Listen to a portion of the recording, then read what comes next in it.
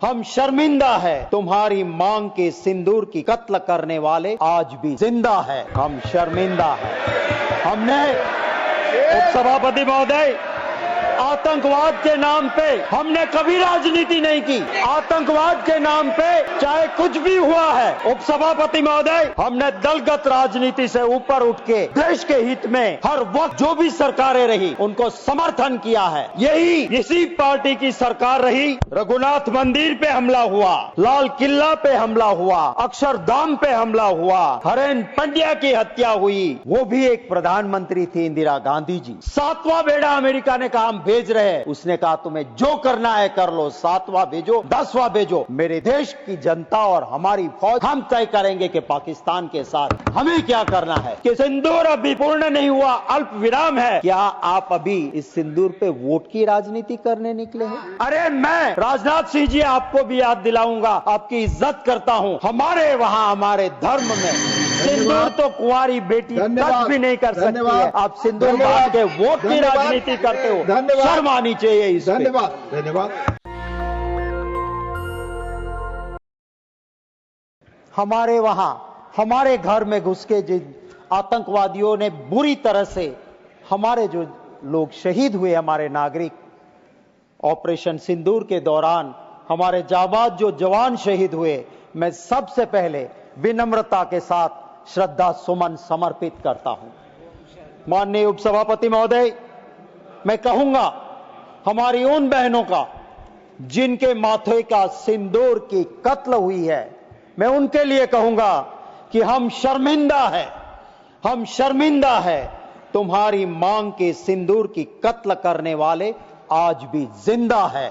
हम शर्मिंदा है। हमने उपसभापति महोदय आतंकवाद के नाम पे हमने कभी राजनीति नहीं की।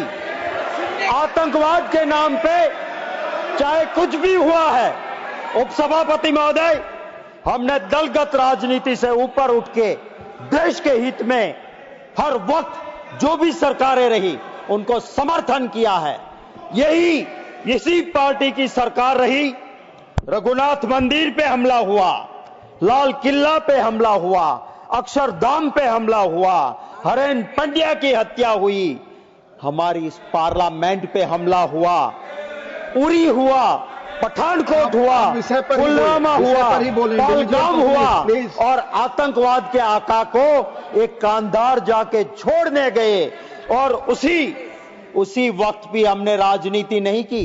उपसभापति महोदय, हमने सरकार जो भी रही उसको आतंकवाद के खिलाफ लड़ने में समर्थन किया। इन्होंने क्या किया, जब बंबई में आतंकवादी हमला हुआ, सारी सिक्योरिटी ने मना कर दिया कि अभी यहां पे आप इंटरव्यू मत दो, राजनीति मत करो।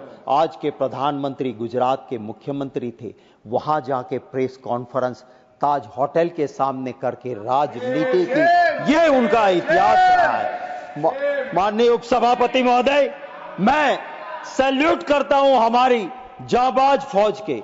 उन्हीं के एक जीडी बख्शी साहब ने कहा कि क्या हो रहा है ये आरआर सेक्टर में, मैंने भी उन्होंने कहा काम किया है।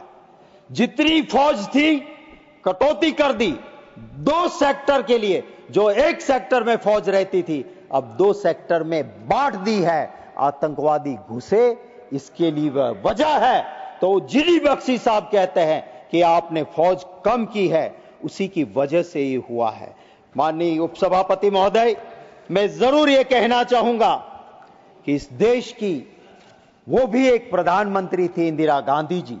7वां बेड़ा अमेरिका ने कहा हम भेज रहे हैं, उसने कहा तुम्हें जो करना है कर लो, 7वां भेजो 10वां भेजो, मेरे देश की जनता और हमारी फौज हम तय करेंगे कि पाकिस्तान के साथ हमें क्या करना है। झुके नहीं। माननीय उपसभापति महोदय, आज क्या हुआ, एक और अमेरिका का प्रेसिडेंट कुछ और कह रहा है, हमारे प्रधानमंत्री कुछ और कह रहे हैं। अरे आके इतना तो कह दो कि वो झूठा है, हम आपके साथ हैं, घबराते क्यों हो, डरो मत, बताओ आप। और आज उपसभापति महोदय, हालत यह है, दुख होता है हमको भी, सोशल मीडिया में चलता है, आपने सीज फायर, इसी हाउस में गृह मंत्री ने वहां बैठ के कहा था कि कश्मीर का जो हिस्सा पाकिस्तान के पास है उसको लिए बिना सीज फायर करना वो गलती थी। आपने क्यों किया भाई, क्यों हुआ ये? क्या करने की मजबूरी थी? सवाल तो ये था उपसभापति महोदय, जो चला सोशल मीडिया में कि पाकिस्तान ने कह दिया कि तुम्हारे दोस्त का वहां पोर्ट है, तुम्हारे दोस्त का वहां पावर स्टेशन है, उसको उड़ा देंगे, और आप झुक गए, आपने सीज फायर कर दिया। ये हालत आज हुई है। और समय खत्म हुआ आपका, please. Shrimati Mamta Thakur, not going on record. Shri Niranjan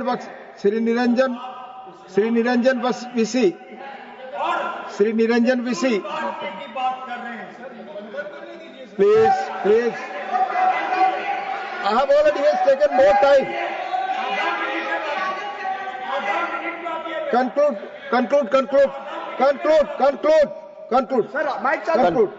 sir मैं ये कहना चाहता हूं, मेरा टाइम भी है, अभी 15 सेकंड भी बाकी है। मैं यही कहना चाहता हूं कि सिंदूर अभी पूर्ण नहीं हुआ, अल्प विराम है।